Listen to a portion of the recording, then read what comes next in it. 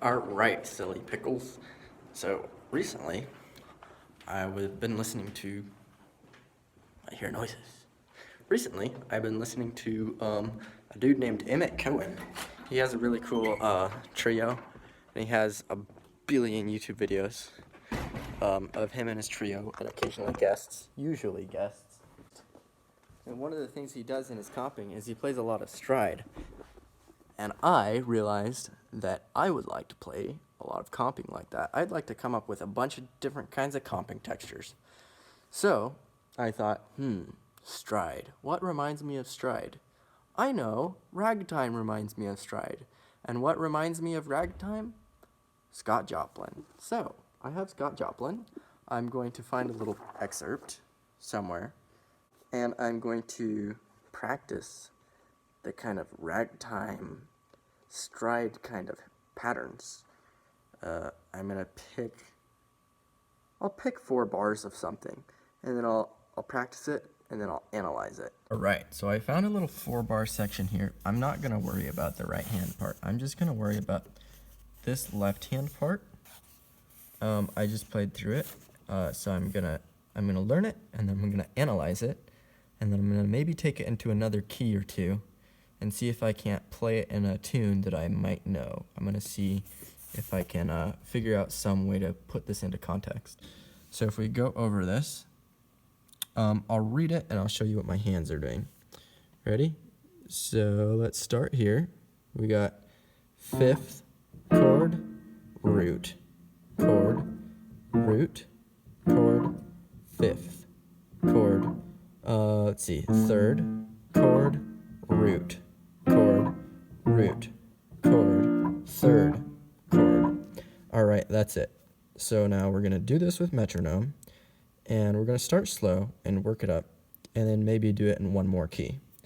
And that will be that exercise.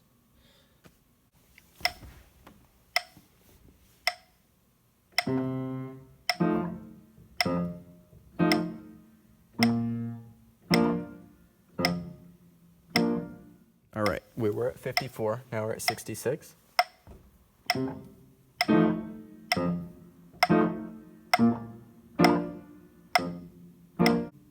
All right, now while I notice that I'm doing this, I'm gonna show you something. All right, so this is something called, I think it's called shadowing. I think I first heard of it from a YouTuber named Nare Soul. She's a classical pianist, but she mentioned it in one of her technique videos.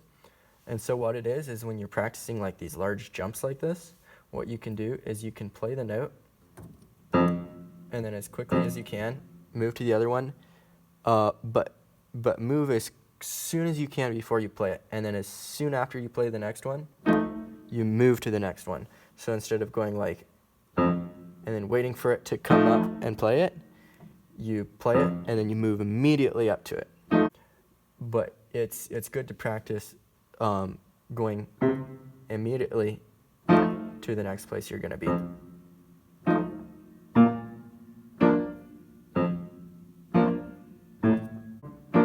That way, the only thing that you have to speed up is the time between when you're already there and when you're playing it, because you're already practicing getting there quickly. So like if I'm coming from this F up to this B flat major chord, then I'm just waiting there to play it until the time comes. So instead of playing it and then waiting,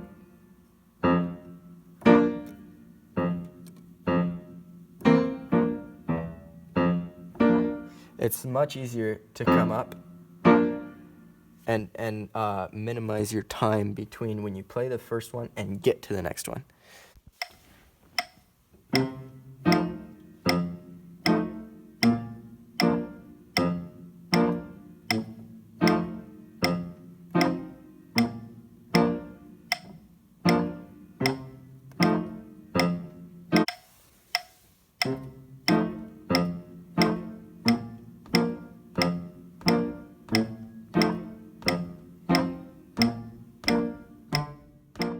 So I'm starting to realize that this next 4 measures would have been a much smarter idea if I wanted to apply this to jazz, because this is just going between like 5, 7, and 1, and 5, 7, and 1. This one, we got like a G, and then like a G7, and then we have like this C minor kind of thing, and then we got this F7 again, and then we got B. So what this basically is saying is this is a 6-2-5-1. So we got this, this, this, and this. So 6 of B flat is G. 1, 2, 3, 4, 5, 6. And then we've got let's see, 2, which is C minor, and then we have F7, which is the 5, the dominant 5, and then this. So maybe tomorrow I'll learn this, but I'm gonna see what I can find that uses something that kind of goes back and forth between like 1 and 5. I think I know. All right, since I can't think of a song that has F7, B flat major, F7, B flat major, what I'm gonna do is I'm going to adapt this a little bit and adjust it so that it fits over, what is it called? Everything Happens to Me. So let's see. I'm gonna do it just for the first 2 measures, because you have 4 different chords within the first 2 measures. So it's gonna go like this.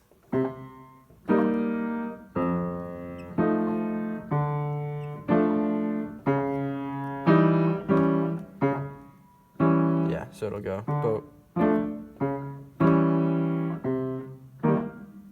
And then I'll land on this downbeat just so that I land on something solid and I'm not just hanging. All right, let's do it.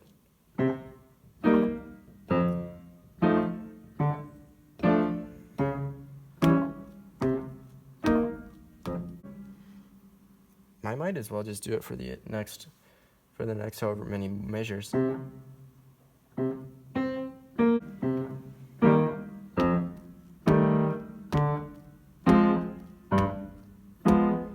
All right, let's try it. Oh.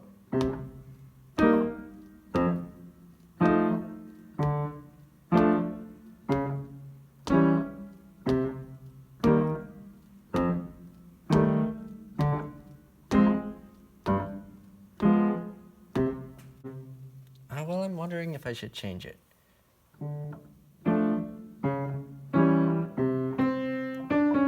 Because I want to have, it'd be cool to have that chromatic motion. Maybe I'll do that.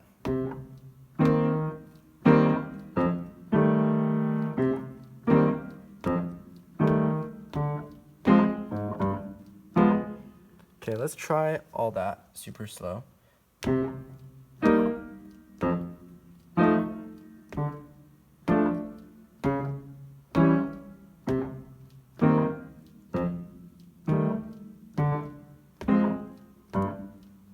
One more.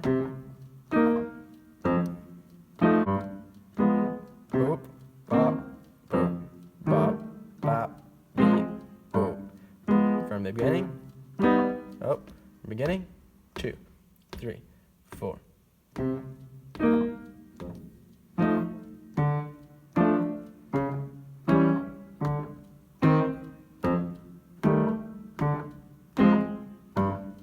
Now you notice there I just messed up, but I kept going.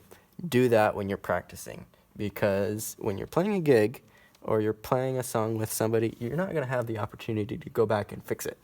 You have to just keep rolling, and that's a very good habit to get into. So do it while you practice.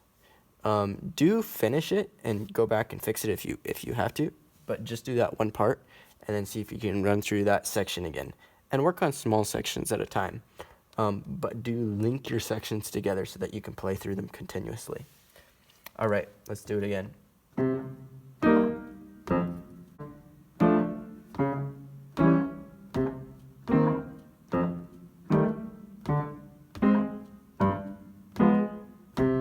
Sweet. All right, good deal. Well, we have stride piano for There Will Never Be Another, or not There Will Never Be Another You. This song is called Everything Happens to Me. Okay, one more.